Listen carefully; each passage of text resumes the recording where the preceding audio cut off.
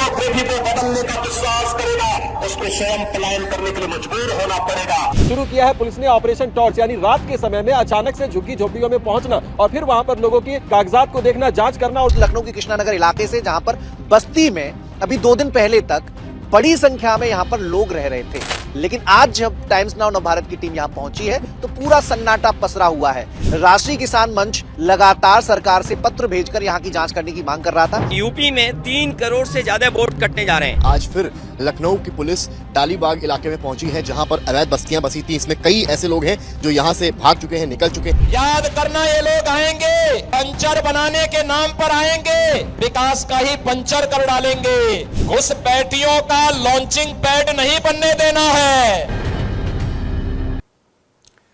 साथियों नमस्कार, मैं हरिश्चंद्र बर्णवाल इस वीडियो में आप सभी का स्वागत करता हूं। दोस्तों, उत्तर प्रदेश में इस समय गजब का हड़कंप मचा हुआ है। चारों तरफ अफरा तफरी का माहौल, भाग रहे हैं लोग, कोई इधर भाग रहा है, कोई उधर भाग रहा है, कोई डॉक्यूमेंट ढूंढ रहा है, लेकिन ढूंढने वाले कम मिलेंगे।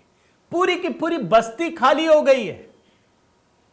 आप किसी से पूछिए उत्तर प्रदेश में, वो बताएंगे कि जो घर में काम करने वाले लोग हैं ना, कारपेंटर, ये वो तमाम चीज, मेड, उसमें भारी किल्लत हो गई है। आप बोलेंगे क्यों? तो मैं सिर्फ एक लाइन में जवाब देता हूं दोस्तों। पहली बार इतिहास में एक तरफ योगी आदित्यनाथ जैसे मुख्यमंत्री, दूसरी तरफ सुप्रीम कोर्ट ऑफ इंडिया और तीसरी तरफ चुनाव आयोग, तीनों ने ऐसा काम किया है दोस्तों, ऐसी जुगलबंदी कि जितने गैर भारतीय नागरिक हैं, चाहे वो रोहिंग्या हो या बांग्लादेशी घुसपैठिए हों, सब अपने आप भाग रहे हैं। पूरा का पूरा मोहल्ला खाली हो गया है। आखिर ऐसा हो क्या गया? भाई, मुख्यमंत्री तो पहले भी थे, या मुख्यमंत्री दूसरे राज्यों में है। मैं जो आज कहानी दिखा रहा हूं ना दोस्तों, आप सैल्यूट करेंगे।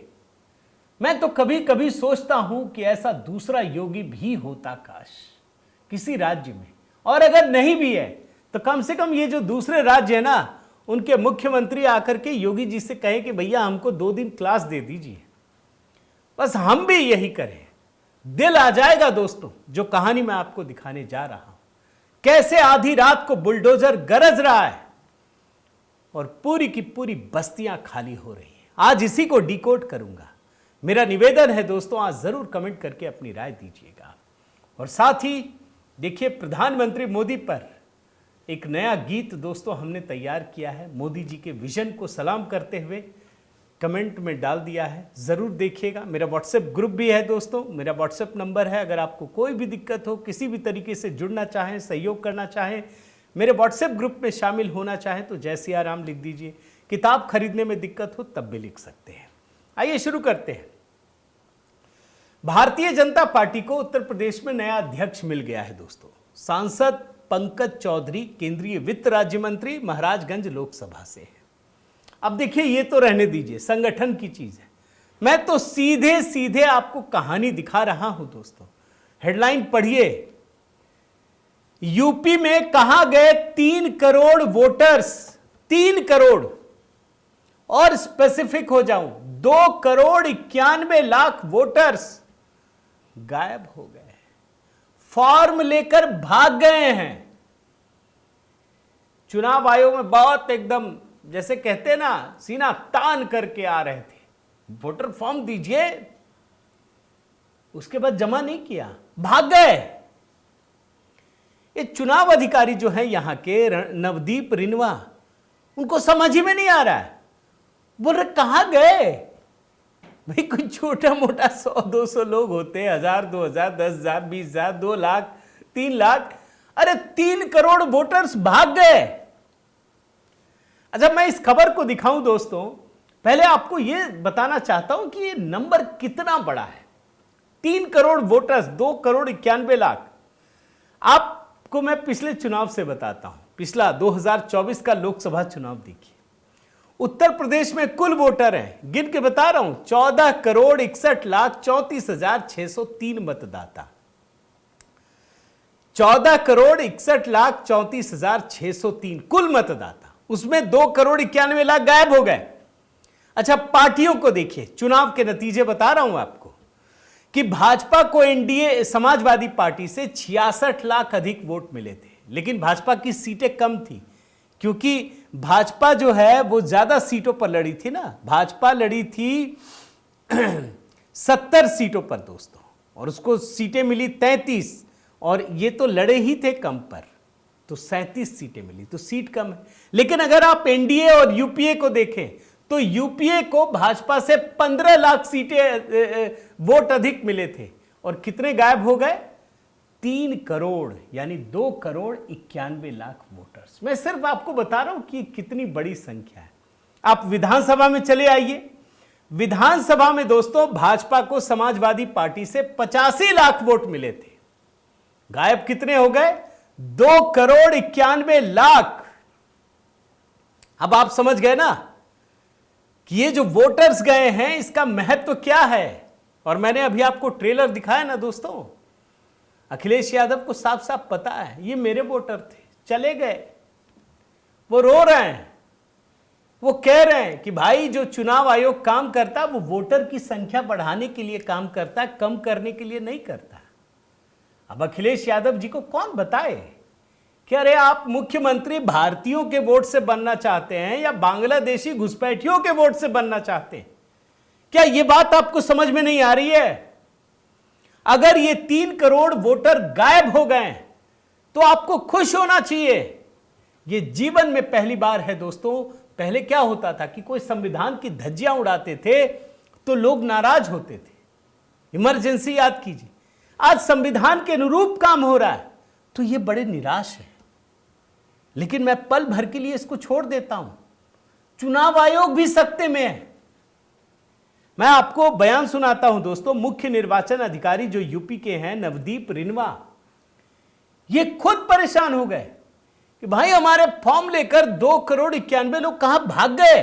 बयान सुनाता हूं, सुनिए।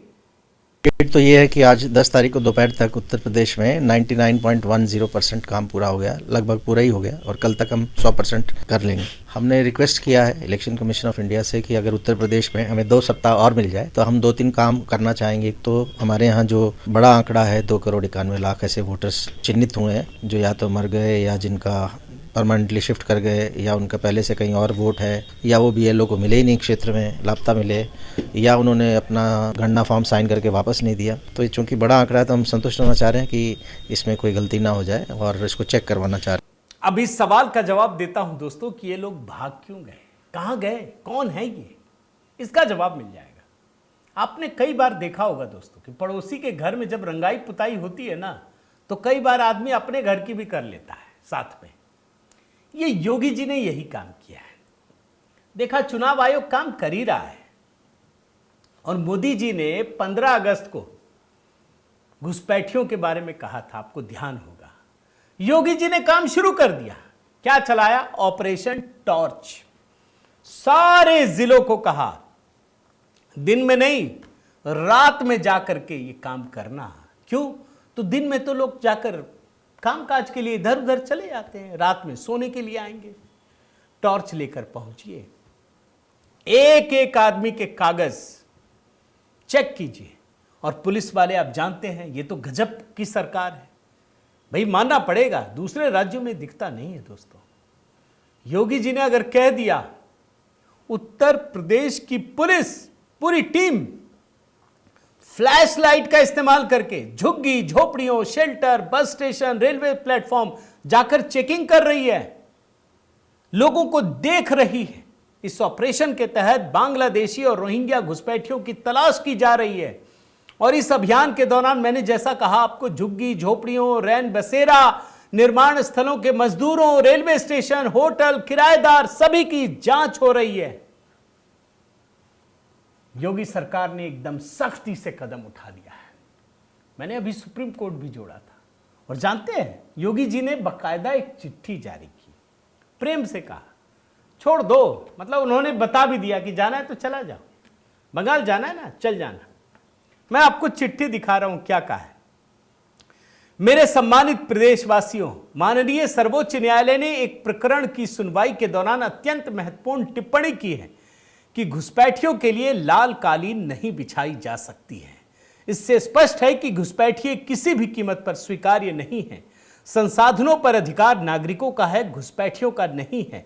उत्तर प्रदेश की सुरक्षा, सामाजिक संतुलन और सुदृढ़ कानून व्यवस्था हमारी सर्वोच्च प्राथमिकता है। देख रहे हैं अगला पैराग्राफ में, देखिए कि सार्वजनिक संसाधनों पर अनधिकृत बोझ की सफाई भी आवश्यक है। मैं प्रदेश की जागरूक जनता से अपील करता हूं कि सतर्क रहे और घरेलू अथवा व्यावसायिक कार्यों में किसी भी व्यक्ति को नियोजित करने से पहले उसकी पहचान अवश्य सुनिश्चित करें। हम सबकी जिम्मेदारी है। योगी जी ने यह काम क्यों शुरू किया, खुद बताया है दोस्तों, क्योंकि अभी सुप्रीम कोर्ट में लगातार ये लोग जा रहे थे कि नहीं हो एकदम, मने जैसे कहते हैं ना, पूरा रुदाली गैंग पहुंच गया। सुप्रीम कोर्ट को भी दाद देनी चाहिए दोस्तों। साफ कर दिया, हम घुसपैठियों के लिए रेड कारपेट नहीं बिछा सकते। बंद करो ये रोना धोना। जिसके बाद आप जानते कई लोगों ने चिट्ठी लिखी, फिर उस पर काउंटर चिट्ठी आई, अब सब कुछ शांत है। और इतना ही नहीं दोस्तों, सुप्रीम कोर्ट ने कल बहुत बड़ा काम किया है। कल नहीं, परसों काम किया है, बल्कि कही है बहुत बड़ा काम। ये बार बार बोल रहे थे ना कि नागरिकता देखेंगे क्या, नागरिकता की पहचान करेंगे क्या। सुप्रीम कोर्ट ने कहा कि भाई नागरिकता तय नहीं कर सकते, लेकिन अगर संदिग्ध हो तो जांच तो कर ही सकते हैं ना। भेजेंगे ना सरकार को कि हां भाई ये हर साल नहीं होता सर, 20 साल बाद हो रहा है। यह संवैधानिक अधिकार है। यानी चुनाव आयोग के हाथ भी मजबूत हुए हैं। योगी जी ने बस उस काम को जरा गति उसकी बढ़ा दी है। और आप देखिए यूपी में दोस्तों रोहिंग्या की खोज के लिए अलग अलग जिलों में नई नई टीमों का गठन किया गया है। पुलिस यूनिट सभी जगह जाकर के चेकिंग कर रही है, जहां उन्हें लगता है कि बिना दस्तावेज वाले लोग मिल सकते हैं, रह सकते हैं। अधिकारी Aadhaar card, voter card, ration card, passport सबकी जांच कर रहे हैं। वो पता कर रहे हैं कि कब आया, कब गए। कुछ विशेष जिले हैं दोस्तों जिन पर फोकस है, मैं आपको दिखा देता हूं। सहारनपुर, गाजियाबाद, मेरठ, मुरादाबाद, अलीगढ़, तमाम मैप में आप देख लीजिए, आपको समझ में आ जाएगा। एक एक जिले में काम चल रहा है। और ऑपरेशन टॉर्च का असर क्या है दोस्तों, आप इस बात को समझने का प्रयास कीजिए। हर जिले में पुलिस इस समय बड़ी मुस्तैदी से काम कर रही है। नई नई जानकारियां सामने आ रही हैं। कैसे, मैं आपको कुछ उदाहरण दिखाता हूं। आप देखिए इस रिपोर्ट को। 300 रोहिंग्या कहां भाग गए किसी को पता नहीं। अब यह क्यों हुआ मैं आपको बताता हूं। अपर्णा यादव जो राज्य महिला आयोग की उपाध्यक्ष है, उनको एक जानकारी मिली। वो डालीबाग क्षेत्र पहुंची।